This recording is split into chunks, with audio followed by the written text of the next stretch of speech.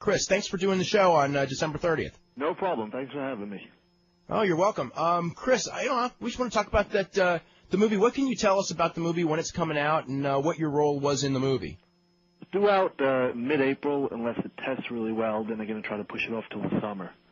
So I think they were talking about April 17th, somewhere around there. I was originally hired, actually sent out there by Eric Bischoff, just as the wrestling coordinator. Same thing I did on the Jesse Ventura story.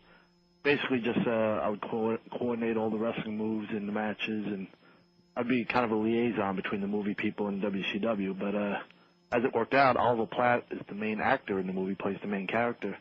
And once I put on a fat suit, I pretty much matched him. So I ended up being the stunt double for the main actor.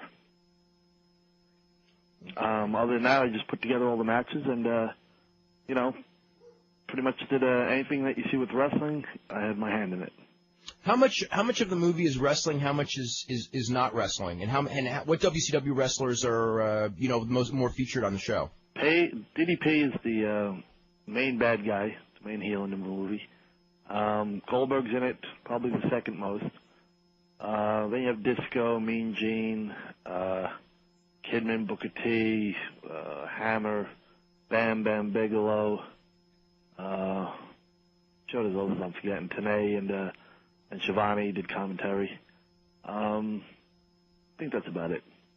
What type of like were there like different clips of action as far as like WCW guys, like like you would like come up with, okay, I want to have this kind of a looking match to fit, like I don't know if it's like a wrestling scene or something, or I don't think with the Kidman a lot of times they would just, if it didn't involve either Paige or Oliver Platt, it was pretty much just kind of background action, action to be taking place behind actors, and and just to give quick little clips. And for that we used Mysterio and Prince and Kidman and Hoovy. And it was supposed to do, I pretty much left it up to them because there's no way I could come up with the stuff they can do. And I don't want to tell them what they can and can't do in a movie. I mean, this is how many chances are they going to get to be in a movie? So I told them, whatever you guys want to do. And they went out there, and they're supposed to do about a minute of action. They ended up doing like 3 minutes. And they did it in front of a live crowd. They let all the people into the Grand Olympic Auditorium, and pretty much a full house, and the place was going nuts for them because the stuff they did was phenomenal. So I think they're going to end up using a lot more of that than they plan on using because it was so good.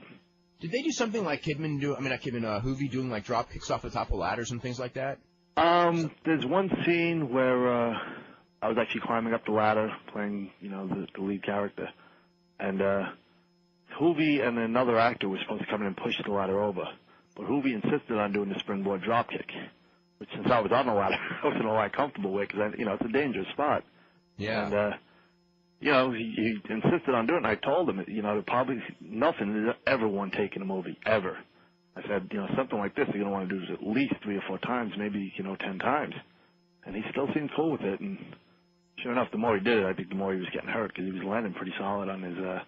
It was a real ring. It was one of our rings, so he was used to the ring, and he nailed it perfect every time. But it's movies. You got to get different camera speeds and different angles, and he ended up having to do it a bunch of times. Now, but again, it was his call, And I was going to really put my foot down on that one and say, Hoovy, we're not going to do it because, it was real dangerous. I knew it was going to be hard, but, he pretty much pulled me aside and said, basically what I said earlier, how many chances am I going to get to be in a movie? Let me do this. When he said something like that, I'm like, well, if it's something he wants to do, I don't want to stop him. Now, is there any reason, like, you were picked as far as, like, to do the Jesse Ventura movie and then this movie, as far as the stunt coordinating above anyone else? Did you have a background in that, or was it just something like Eric had to pick someone and you know what I mean? Like, you know what I'm saying? Yeah, I think it just stemmed back to probably originally I helped train with Malone and Rodman when they did their stuff because Paige was involved and he got me hooked up with that. Through that, because of my involvement with them, I also got hooked up when I was training with Leno. And then when NBC wanted to do the Jesse Ventura movie, they went to Leno's people and asked who worked with him. And he mentioned me, so they kind of requested me for the Ventura movie. And once I did the Ventura movie, I had the movie background. When the Warner Brothers movie came up, I was the obvious choice. Okay. Shane Helms was also out there, one of 3 count. Shane from 3 Count. He was out there, as much as I was, and did as much work as I did on it. Now, were you kind of instrumental? I had heard that you were kind of instrumental in bringing in a lot of the cruiserweights into WCW as far as the power plant type of guys, and maybe, I don't know if you were instrumental as far as Shane Moore and Shannon Helms. Yeah, basically right before, probably 2 months before Eric was released or whatever happened there, he asked me if I could find some cruiserweights. He had some kind of idea to use just the whole crew of cruiserweights. So he asked me to find 10, basically young-looking is what he really wanted, 19-year-old-looking cruiserweights. So I ended up getting so many tapes and so much great talent out there. It was actually pretty easy to find 10. I mean, it was hard to narrow it down to 10. There were so many others. A few people like Reckless Youth, who's really good. He just had bad timing. He had done well, maybe good timing because most of those guys got released anyway, but he had just done one of those tryouts with WWF, so he had like a 90-day or 120-day no-compete. So we couldn't even really talk to him until that was over, and by the time it was over, we'd already found the 10. So. Now, was the guy who's like Tony Marinara? Yeah, he was that was. him. Is he the standout of that group, or are there a couple of standouts? It's a strange mix. Like Shannon and Shane. Well, Shannon, actually more Shane, is very experienced for such a young-looking cruiserweight. I mean, he's been working independence for somewhere between 7 and 9 years already.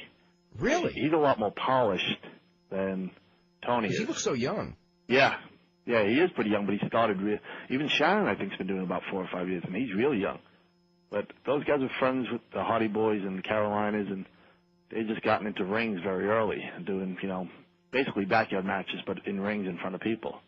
So they have a long time of experience.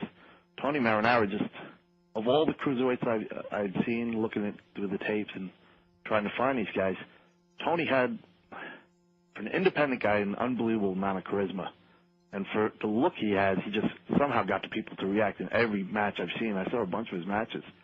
And he goes out there and just has fun and relaxes. I don't know if the Tony Marinara character is really that great for him because he doesn't seem as natural now as he did on the tapes I've seen.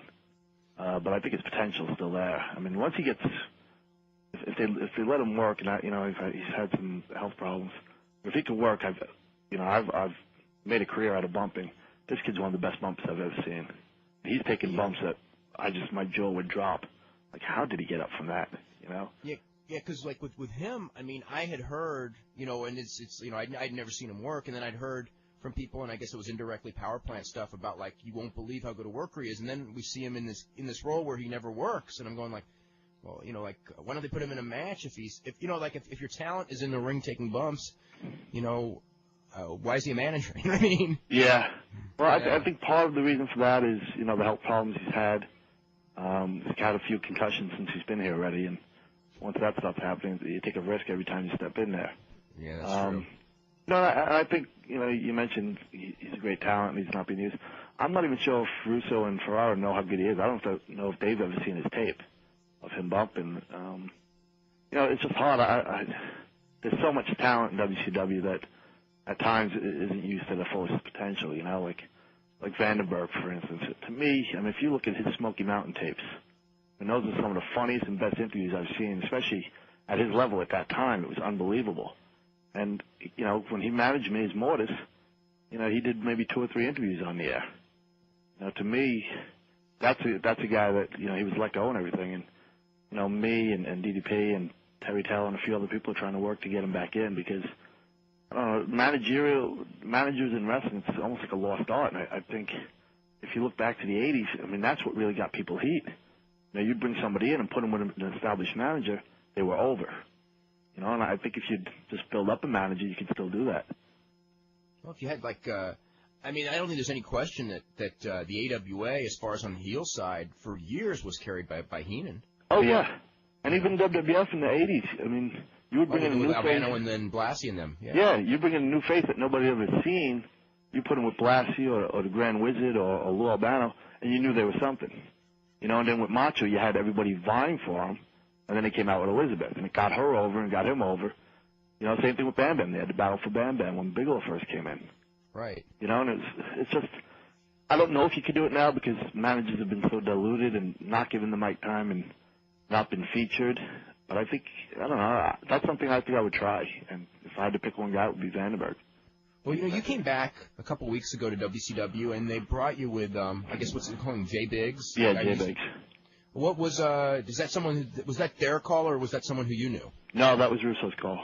I guess he knew him from, when he was up in WWF as Clarence Mason. Right. And, I don't know where Russo got the idea, but to play up the Hollywood idea was all his. Do the Hollywood thing, and, the whole champagne, women, cars, the clothes and everything. And he said, we should bring in an agent. And it's going to be, the Clarence Mason guy. And, it worked. I don't know if Vandenberg would have fit into that role because he was already known as something else. And try to push him off as an agent. This guy was, at least on camera, known as a lawyer. So a lawyer agent, it's not that big of a stretch. Yeah. We actually had an email in this morning, and it has to do with this, and it was about James Vandenberg. Do you keep in touch with him? Oh, yeah. I guess yeah. What is he going? Is he in with ECW, or what's the status? Because he was on ECW TV a few weeks ago, but kind of like been on ice, it seems like. Yeah, I don't know if him and Paul have actually sat down and worked any kind of deal out. They've talked on the phone a few times, and he brought him up for that shot, and it was kind of a last-minute idea when he made the Mortis Wrath comment. It was kind of, and I've been around Paulie, in the early days of ECW, and that's how he is. I mean, he'll be watching the show that he just booked, and I'll go, no, you two go out there and jump in and tell him to do this. And, he does a lot of his stuff on the fly, at least when I was there. And apparently when he used Vandenberg, it was the same type of deal. And, Vandenberg, he needs to make a living. And, he's been trying to get in touch with Paulie and trying to get booked on the shows. And, Paulie's a busy guy. I mean, he's got so much to do with that program. So, he's just, he's trying to make a living. And, like I said, I want to get him back into WCW because I think he's untapped talent. I'm really surprised that WWF hasn't picked him up. It seems like, maybe because he doesn't have boobs. It seems, I said go get some implants and maybe they'll hire him. The man with implants. That's gonna be. Don't put it past him. He might do it. Hey, they got the headbangers in there with falsies already, so. It'd be a perfect match, wouldn't it? Yeah. What's you grew up in New Jersey, right? Grew up in New York City, actually. New York City. Okay. And obviously you were a wrestling fan from childhood. What was your start? Because the first I had heard of you was you trained under Moolah, right? Actually, I trained in a gym in Manhattan before that called the Lower East Side Wrestling Gym. It was run by a guy named Pete McKay and Bobby Bold Eagle, and it was just Lower East Side of Manhattan, so it was a lot of Hispanic, and it was a Hispanic kind of run gym. And basically, it's a long story, but John Arezzi, I guess, used to have a radio show, and he was going to have Cactus Jack on. My cousin was going to buy stuff from the radio show to give me for Christmas, and Arezzi said, well, why didn't you come down and meet Cactus Jack? My cousin called me up. I went down there and met him, and we met a little newsletter writer, young kid. His name was Evan or something, and my cousin was looking to buy the ring to put in his backyard because he was almost as crazy as I was, and he gave me the address of this gym, and I went down there to really inquire about buying a ring. But since I was 13, I had known I wanted to do this, and I was about 21 at the time, and I saw the ring, and I think Pete saw me staring at the ring. He goes, "You want to get in?" I jumped in. I started bumping around. And he goes, "Why don't you come back Saturday and train with some of the guys?" And that's pretty much where it started. I trained for a few months. I had my first match, and graduated college and went down to South Carolina to work as a physical therapist. And that's where I met Vandenberg, and he introduced me to Moolah. I started training with her and doing her shows. And from there, Vandenberg got me to Smoky Mountain. From there, I got moved up to Pennsylvania and trained with Alpha at his school. And he got me into WWF to do job matches, and I did some ECW on my own. And then went to Memphis, and from Memphis I went to WCW. Now, what names were you using before WCW? Because I remember you as Chris Kanyon in WCW. My earliest remembrance of you was at Bash at the Beach in Huntington Beach against Mark Merrow, Johnny B. Bad. Yeah. Where I think you had like the best match on the show, but it was on WCW Saturday night before the show started. It wasn't the greatest show in the world. Much, I know. But that was where for whatever reason, I don't even know what it was. Like you kind of caught my eye, and then they did give you kind of a push as Men at Work and things like that. But they'd start a push, but they never let it really go anywhere. What month was that? Do you remember? Was that May? Well, the Bash at the Beach would have been July of 95, I'm thinking. So I would have been there already 2 months. So I had done some job matches. I had done about 6 TV tapings before I went out there. But I wanted to go to California so bad. I had one of my college roommates was living out there, so I went to Jody Hamilton, who's pretty much in charge of booking the enhancement talent at the time, and I begged him. I said, please send me out to California. So he did, and I got on that show. So just to be flown out there, I maybe that's why some people noticed me. But it's funny you mentioned, because as soon as the match was over, I had about 3 or 4 people come over to me and said, man, that was real good. They should really do something with you. Well, Bobby Heenan was one of them. Came out of his trailer just to find me to tell me that. And, I don't know. I was just in such a great mood, and, I saw it as a great opportunity. That wasn't on pay-per-view, but basically was a pay-per-view show. And, I just, worked with Johnny B. Bad, and I loved to work with him. I got along with him really well. And, we matched, and we had a good match. It was quick. It was about a 2 or 3 minute match. But I'd actually been in WCW for 2 months before that, and before that, every match I had ever had, WWF, USWA, Smoky Mountain, was always Chris Kanyon. I was in ECW. When I was up there, it was when Cactus and Mikey Whipwreck just won the tag belts during that period. And when I went to WWF, it was right. My first match up there was against Diesel, Kevin Nash, and it was about a month before they gave him the strap. And, they told me, go out there and make him look real good because we're going to put the strap on him. And he just lost the pay-per-view match the night before. So I had to really get, really shined him. I mean, it was all just, he totally jobbed me out, but, I bumped my ass off for him, and, he looked really good. So that got me in up there. And Russo said he remembered me from that, and he said back then he even went to McMahon and tried to do something with me, and, McMahon didn't see anything in me, so that's why I didn't last up there too long. Yeah, because, they'd given you, like, a couple of, would I say, like, minor pushes, like, with Mark Starr, and then the Mortis thing was, I guess, the first semi-push. Yeah.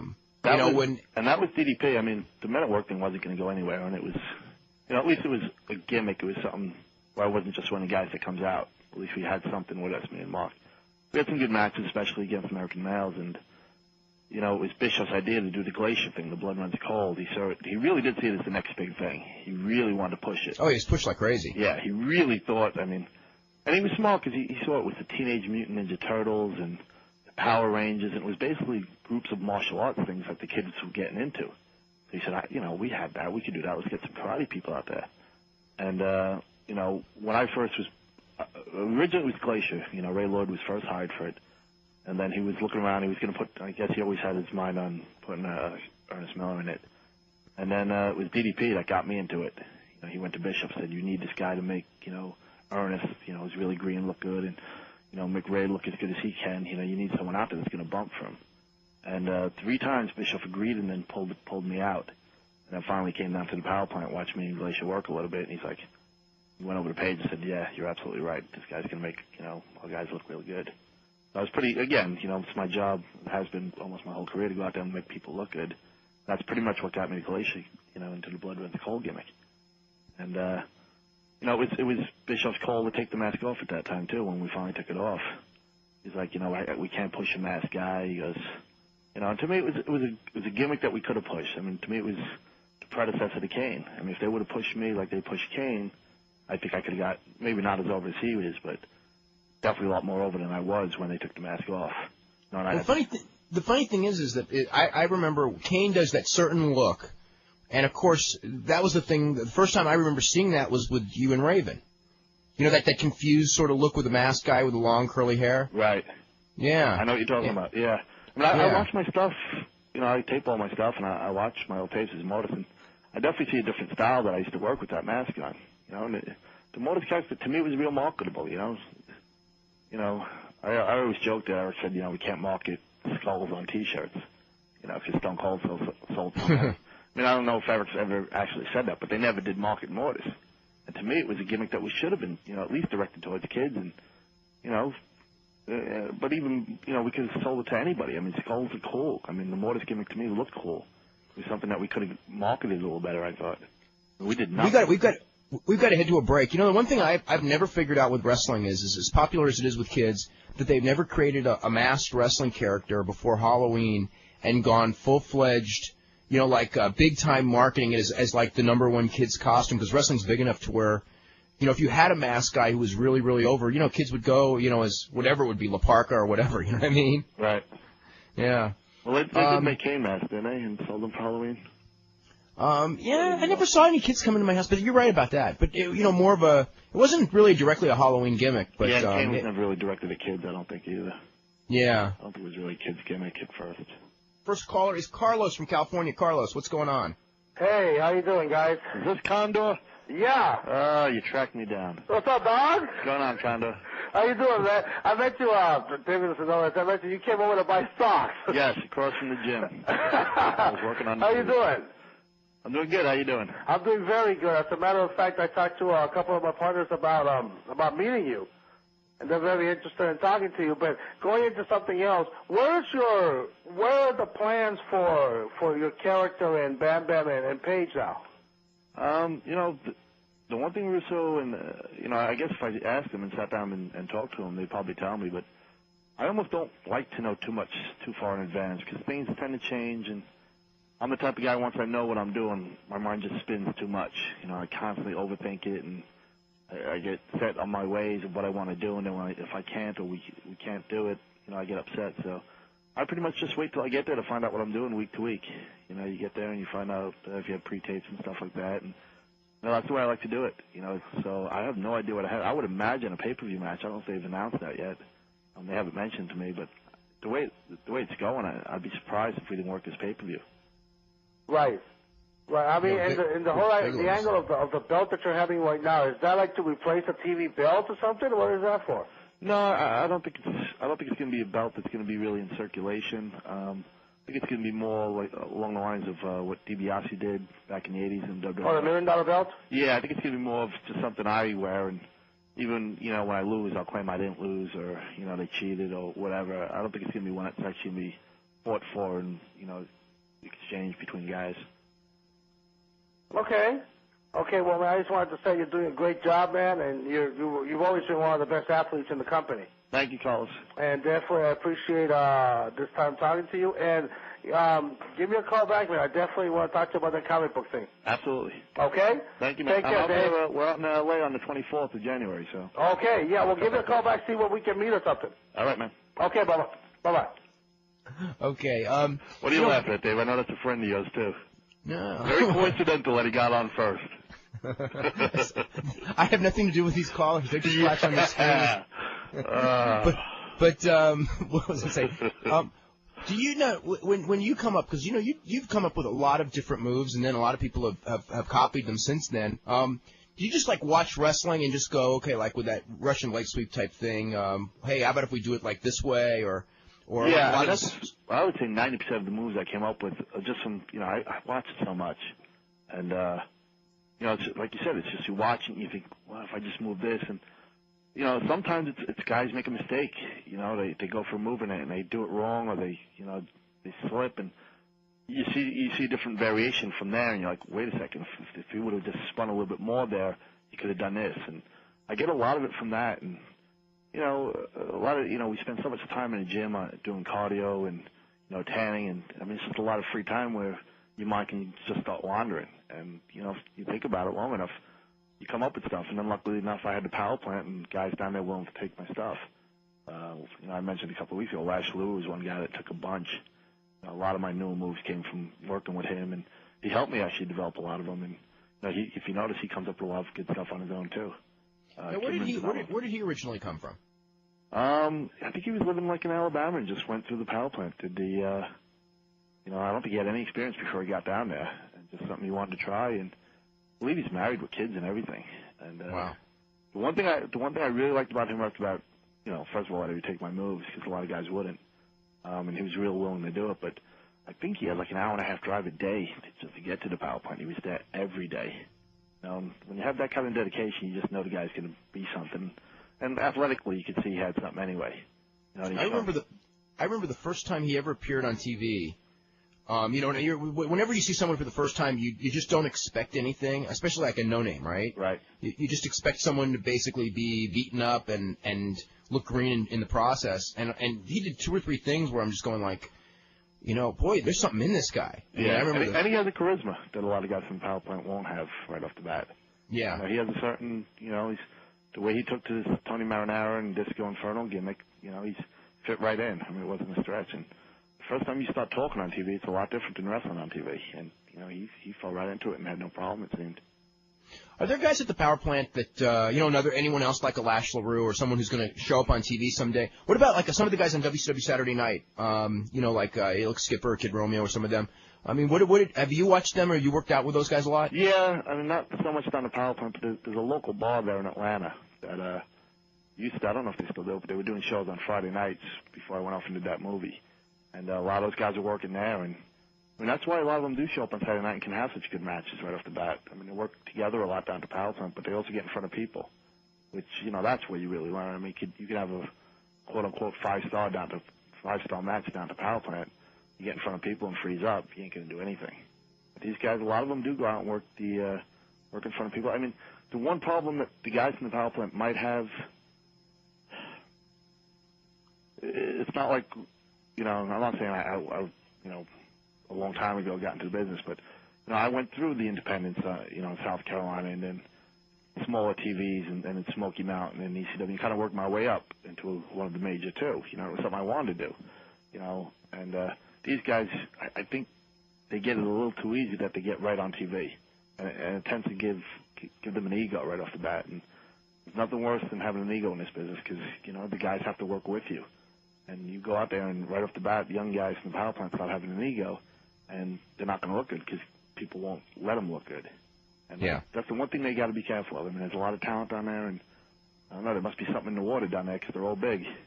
But, Whatever happened to Robbie Rage from High Voltage? Because I thought he had a lot of potential, and then he got hurt, and then I just remember he came back, but then they disappeared again. Yeah, I think when he came back too early and got hurt, he just wasn't ready.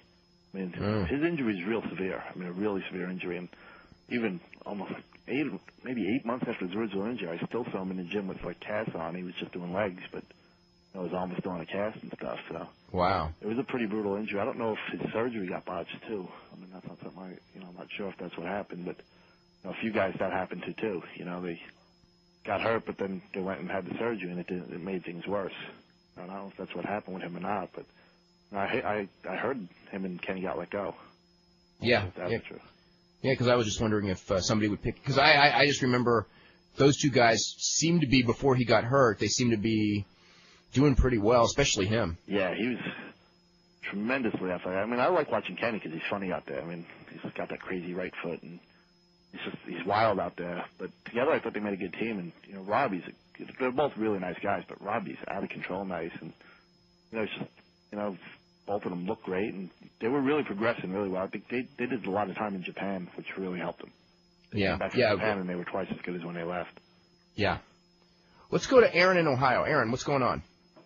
Hi, Chris. What's up, Aaron? Hey, how you doing? I'm doing all right. How you doing? I feel kind of silly because I had a bunch of questions ready to ask you, and you guys pretty much answered them. But I came up with a couple Dave more. Such a great interviewer. What's that? That's because Dave is such a great interviewer. Yeah. My first question is, who would you like to work with in WCW that you haven't already wrestled? Bret Hart's definitely one of them. I grew up loving Bret, and it'd be great to wrestle him again. I loved my matches with Benoit. It's one of my favorite matches have been against Chris. I helped train Kidman. I helped get Kidman in. We worked so much together, up in office school, up in Pennsylvania. And when he first came to WCW, we trained so much together. And I'm trying to think. I don't think we've ever had a match. No, we've never had a match on TV. We've had a couple of dark matches, but that's a guy I definitely want to not only just wrestle. I want to get into a program with Kidman if I could. That'd be a lot of fun. There's a bunch though. I've wrestled with PG-13 when I was in USWA, and I'd love to work with those guys again. Vampiro is one I'd like to work with. I love working with Saturn and Malenko when I work with them guys. I mean, that's the one thing about WCW. There's so much talent. There's so many guys that I'd love to work with. I mean, you get to the building and there's maybe a handful of guys you don't want to see your name across from. And the rest, it's all good. Okay. Do you like the direction that WCW is going with, like, the shorter matches and more skits? Yeah. I mean, to me, especially with the 3-hour format, if they go down to 2 hours, I think they're going to have to mix it a little bit more. But for 3 hours it was so long. They had to keep everything real short to try to move it along. They won't need to do that as much with the 2-hour show, I don't think. But to me, it was hard for me to sit through the 3 hours, when I first went off to Hollywood. And by the end of it, I really started looking forward to Nitro again. Just because, you're not going to like everything on the show. And as long as everything's short, the things you don't like, you're not going to have to sit through them that long. I think they can pick and choose who has longer matches, though. There's some guys that can carry it, and they should let them carry it. Yeah, because I noticed like the Jarrett Kidman match was fairly long. Yes, and I thought it was great, but those are the better matches in a couple of weeks. But then you look back in the tournament match between Brett and Kidman, and it was like 3 minutes. Yeah. That's one that should have definitely had more time. Oh, yeah. A Bret Hart match, to me, only gets better when it's longer. Yeah. He's one of the few guys that, I'm not saying he needs the time, but his psychology and the way he works a lot better when he gets the time. Yeah, like that match he had with Benoit a couple months ago. I don't know how he does it, but he knows how to build drama in every one of his matches, but he needs the time to do it. And very few people. And my final question is, who do you see as some of the future stars right now in WCW? Oh, there's a handful. There's a bunch. Definitely Kidman. Yeah. Mysterio if he could stay healthy. If Tony Marinaro puts on some weight, he could probably Shane and I think the 3-count gimmick can be really big. Yeah, I really like that. If they put him on in the beginning, they got to keep him on. To me, I would put him on in the first hour. You don't put him in the third hour. The crowd gets tired, and perception's reality in this business. And you put them in the third hour and they're not getting a reaction. Everyone at home says, "Oh, they're not that over." But then when they go see them, they don't react. Yeah. Put them on early; they're going to get the reaction they need, and that'll help get them over more. They were in the third hour this week, and they didn't get the reaction they did on the Thunder taping. Right. But those guys are real good. But there's so many. I mean, there's a lot of good talent at the power plant. And there's guys like Jeff Jarrett, who's really hitting his stride now, Benoit, and PG-13 I think can be phenomenal if they let him go and do their thing. And the one thing I love about this company, there's a lot of talent. Yeah. Well, I hope your wrestling is sold out because I got a ticket to that. So up in Cincinnati, right? Yeah. Very cool. Yeah, I'm hoping, me and Bam Bam, I think, but they haven't told me yet. But I have a feeling, they're not going to put the time every week that they put into me and Bam Bam doing our deal, and one way or the other, we got to end up on a pay-per-view, I would imagine. Especially if they're doing like a 12-match show. Yeah, I would think they would have to. Although I guess Chris is already involved in 3 different matches, right, Benoit? Yeah. And other than that, how many have they announced? 6 other ones? It seems like, let's see, those 3, and then they've announced David Flair, a 4-way hardcore. The Bret Hart match with Sid Vicious. It's 4, 5, 6. So they probably announced 7, 8 out of the 12. Yeah, I would imagine I'm going to be in. Yeah, I think they're doing some cruiserweight thing with Medusa and Evan Courageous. I think maybe a 3-way or something. Right. So. What do you think as far as like when we were talking about that movie? What are your thoughts of the movie? As far as like, are you excited about it? I read the script and I hated it. When Eric sent me out there, I like the Ventura script a lot more than I like this one. And the Ventura movie didn't do that well.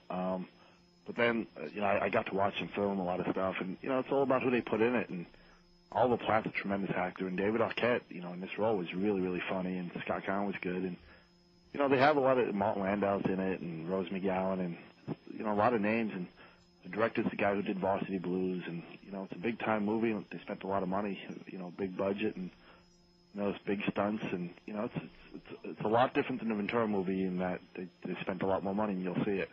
I got to see a lot of the wrestling they filmed, and the wrestling's going to be real good. We did some things I've never seen in wrestling before, and the way they filmed it was really well done. They put cameras where we can't put cameras, and the slow motion, and they make sure they get every shot the way they want it. And Brian Robbins and the director of photography did a great job, and visually it's going to look great. And I think it's going to do pretty well. You think about how many people watch wrestling. If we can get, I don't know, what do we get, about 10 million households on a Monday between the 2 companies? But not 10 million viewers. It's like 6, 7 million households, yeah. 10 million viewers, you figure if each one of them goes out and sees it, and that's just wrestling fans, that's, $7 a pop, it's a $70 million take, so. Yeah. 70 million, is real good. Yeah, that's a hit movie. Yeah, and that's just wrestling fans, and, they get them marketed towards both. When they advertise on wrestling, they're going to show a lot of wrestling clips. When they advertise, in the afternoons and at night on different shows, they're going to show more of the comedy, more of the acting. So hopefully we'll get, I'll be real happy if it does well. I put a lot of time and effort into it, and something I want to be successful. Yeah, you noticed the one thing I was really interesting was the Andy Kaufman movie is they did separate commercials that were totally. Hello? Uh-oh. Am I up? Okay, we almost made it through a whole show without this thing cutting out on me, but we didn't quite get there. Oh boy. Anyway, we were talking. Yeah, we were talking about Andy Kaufman movie. Yeah, I thought it was really interesting how the Andy Kaufman movie, they did separate commercials for the pro wrestling audiences, compared to the commercials they ran for the rest of the TV audience. Right. That didn't do that well the first weekend, did it? It was fifth, but it did, what number did I hear? $9 million? It wasn't too bad for the first. Yeah, it's not too bad. I saw it. It was okay. I thought it was okay. I don't know. Did you see it? No, I haven't seen it yet, but I'm such a huge Kaufman fan that, I talked to Disco Inferno, who's a huge Kaufman fan. I talked to Mike Tenay about it. They both have seen it. And Tenay's argument was, if you're a Kaufman fan, you've seen everything they've done in it. That's everything in the movie. Nothing's going to be new to you. But Disco loved it because he said he really played up the Tony Clifton part, and he said, and he was really, impressed by Jim Carrey's performance, how much he acted and looked like him. I thought the performance was really, really good. But I kind of had the same thoughts as Mike Tenay in that when watching it, I kept mentally comparing. I had seen every scene, and I was mentally comparing it with the original, and I thought that it was a great performance that was close to, but in every case not as good, if you know what I'm saying. Right. So I guess you've seen the Out from Hollywood and all that stuff. Specials on them and stuff. Yeah. All that stuff, and then especially the wrestling stuff. I probably saw all that stuff like 50 times because back in the early 80s, I mean, it was just that stuff wasn't going on in wrestling, so those tapes were I would watch those tapes over and over again. Yeah. Let's go to David in New York. David, what's going on? Hey, we talked to Mike Modest last week, and you said that when Chris was on that we had to talk about how bad the Jesse movie was. Chris, what was the story that when you were done with the Jesse movie? Yeah. Did you what were your thoughts? Like, was it like, oh, geez, I didn't like the script, or was it, or were you? No, what were your thoughts? I loved the script of the Jesse movie. Really? Yeah, I thought it was because that's something I haven't seen that much of. I wasn't that familiar with Jesse's personal life, and I knew he claimed to be a Navy SEAL and all that stuff, but again, it was.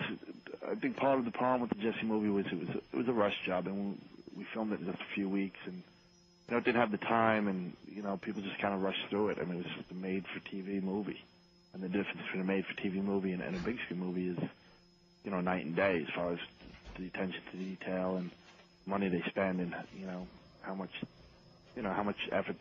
I mean, the people were taught on the Jesse movie, but they were also thinking about the next project while they were working on it, I think, where everybody was focused during this movie, the Ready to Rumble movie. Now, how long was the total filming of that movie, Ready to Rumble? I know they did like the wrestlers were there for like about a month, and then what about everybody else? Filming, I think, was a 52 shoot day. Actual days that we shot, I think, was 52 or 53 days. So it stretched out over about almost 3 months shooting. But to film a 1 minute to 1.5 minute wrestling scene would take over an entire day. Wow. So it's like every angle, and it's amazing, the attention to detail. Everything that gets on camera is going to be what they want. I mean, it's. I just think it was amazing. Like, it was just so stupid. Like some of the stuff, like the whole wrestling with shadows thing in the movie. Yeah, I mean, the writer of the movie. With the beard. The writer of the movie had seen two things before they wrote it. I mean, it basically was, Jesse got elected the next day to produce. One of the executive producers called up a writer friend and said, "Hey, you ever watch wrestling? Well, maybe we should do a movie about Jesse." And the writer, I guess, watched Wrestling with Shadows and watched the Secrets of Pro Wrestling, and it was awesome. Oh yeah, Stomp Your Foot. Yeah. Yeah, I mean, they really everything did do from that? both of those movies was in it, and you can't fault the writer. They have to do their job. It's not their fault they're not a fan. They're asked to write a movie about wrestling. They're not a fan. At least they watched, at least one good thing about wrestling. Because I've always joked about how it just seemed like the writers watched Wrestling with Shadows, Secrets of Wrestling, the Jesse biography, and they really did that. Yeah. It was real. If you watched it, it was real obvious. It was. And there was no way they were letting me change anything. I mean, at least this movie, they actually let, I took advice from me and Paige and some of the other wrestlers, and they did, change a few things. And You told them again, schmaz?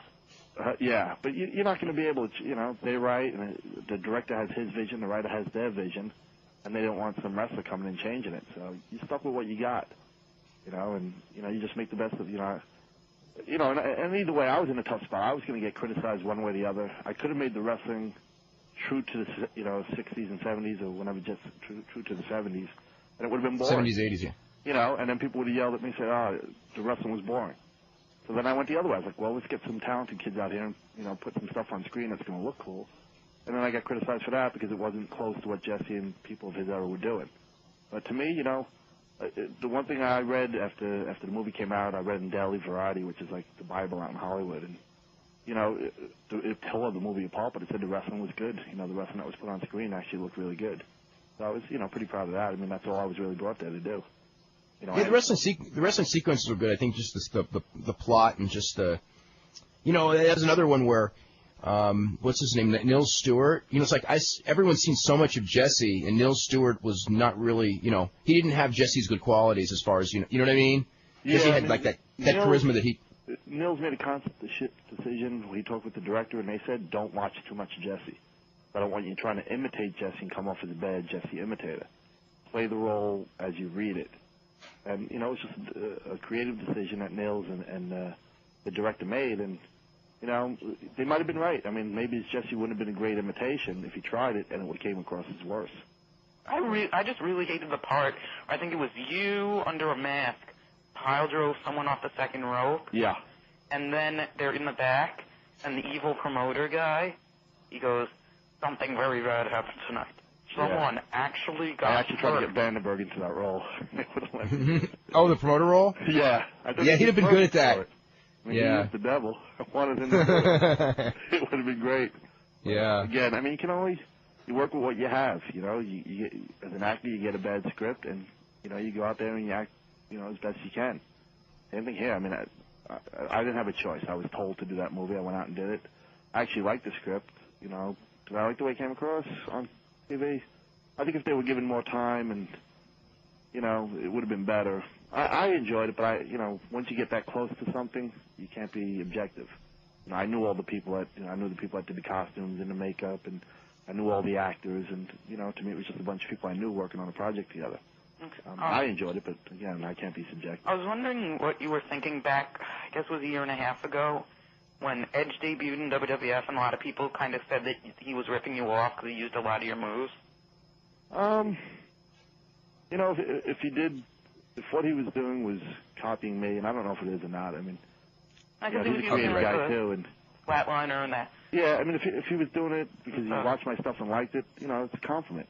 I watch his stuff and I love what he does, and at times he's a lot more athletic than I am. I mean, I'm not going to run and jump over the rope without grabbing it. He does stuff like that, and the matches he's had with the Hardy Boys have been phenomenal. But Dave, we got to head out. Dave, we got to head out right now. Okay. One last thing. Go. I was just wondering, Okay, go ahead. Vince Russo a big enough idiot to want to bring back the Men at Work gimmick? Hopefully not. Hope not. No, I don't think so. No, I'll probably have you get amnesia or something, and you'll start thinking you're Mortis and Men at Work. And No. Let's go to Alex in Detroit. Alex, I think you're going to be our last call for the century. That's a good way to go down. I have two really quick questions. First, how do you like going from group to group? You've been in the flock and then the triad thing. And second of all, how can you go on this boring show when you could be on WCW Live, the most listened to internet talk show? Oh, God. So Jeremy Borash. They got him on there. Wow. That's pretty cool. What was it? Did he have a real question in there? Oh, how do I like jumping from group to group? Yeah, just going, yeah. Yeah, I mean, it's worked. I mean, I needed to go, I thought I needed to join Raven at the time. I needed to be involved with someone that was getting over and getting a push. And that worked. And then Triad was getting even a better push than that. So it worked, but now they think I'm better off on my own. So, I like what we're doing so far. I like doing the commentary. I like, using the bottles, and I like the women out there with me. It's a good presentation. It's good for the eyes. And I'm happy where I am right now. We got one last question here. This is an email question from Ryan Anderson, who said, are there any wrestlers in WWF or ECW that you would really like to work with? Yeah, I wrestled 1, 2, 3 Kid when I was up in WWF. X-Pac 5, 6 years ago. I would have loved to wrestle him when he was here. I'd love to wrestle him again. I'd love to wrestle with Edge and the Hardy Boys. And I love what they're putting out there. It'd be great to be part of that. There's so much talent there. I'd love to work with Rock because he's so over. It'd be easy. Love to work with Mankind, because I went to see that Beyond the Mat, and it's one of the best things I've ever seen in wrestling. Oh, that was awesome. Oh, man. I went to see it twice. Actually, I made the producer and the director sit down and watch it. They got a copy, a private screening for us. And the producer and the writer of the movie of Ready to Rumble, they were blown away. They're like, we need to do something else with wrestling and something close to this. And they loved it. They couldn't believe how good it was. I remember the first time Barry Blaustein actually came over my house and put this tape in, and about halfway through I'm going like, this is unbelievably good. And he goes, you like it? And I go, no, this is unbelievably good. The whole time I'm watching, I'm like, this is really good, but Brett's movie had that great finish. Like, this ain't gonna, it's gonna leave you flat. How's he gonna end this? And somehow the guy pulled out a great ending. And I thought that the finish when he went, I don't want to ruin it, but when he met up with Cactus and his wife at the end there, it was unbelievable how well he put it together. If anyone wants to go out and see that, you got to go see Beyond the Mat. Yeah, I thought the stuff with Jake was so phenomenal. I remember it was when the Jake stuff, and I just looked at Barry Blaustein and I just go, this is so good. Yeah, the Jake stuff is great. The Terry Funk stuff, the guy who tried to become a referee during a Terry Funk match with Brett. Oh, that byplay with Dennis Stamp, yeah. Oh, that was phenomenal. I mean, it's just so much. I don't know if I liked it so much because I'm involved in the business, but I see so many of those people, or those types of people, and not just that guy, but like Terry Funks and Cactus Jack. I mean, they're everywhere. I see those guys, but you see people like that. It's just great. I mean, it was just such a great cut of wrestling. Yeah. So many different what's funny is there are people who think that that's bad for wrestling, and I disagree because I think that if an average person sees it, they come out with a lot of respect for wrestling, but it's just what wrestling is. I mean, the good and the bad, it's fair, It was right there, yeah. I'll tell you, I was burnt out. I was still working on the movie at the time, and I was even questioning if I really fully wanted to come back to wrestling. And I saw that, and I was like, I'm so lucky to be part of something this cool. I'm like, I can't wait to get back. And that one movie inspired me to, come back and, work my ass off again like I've been doing because, again, you're privileged to be part of this business. And you forget that sometimes. And that movie reminded me, it's, like you said, it's the good, the bad, but it's something I've always loved and still do, and that reminded me of that. Well, thanks a bunch, Chris. We are out of time, and you're our final guest of the year, and I want to thank you very much on December 30th for coming out and doing the show. Well, how better to end the year and start a new year than with a little touch of champagne? And speaking of everyone, don't do anything. Just be careful on Friday night, and because we want you all here back on Monday when we start the new year, and follow what should be 2000 is going to be one interesting year in the professional wrestling business. I'm sure of that. I don't know what's going to happen, but I know it's going to be interesting. Absolutely. Thanks for having me, Dave.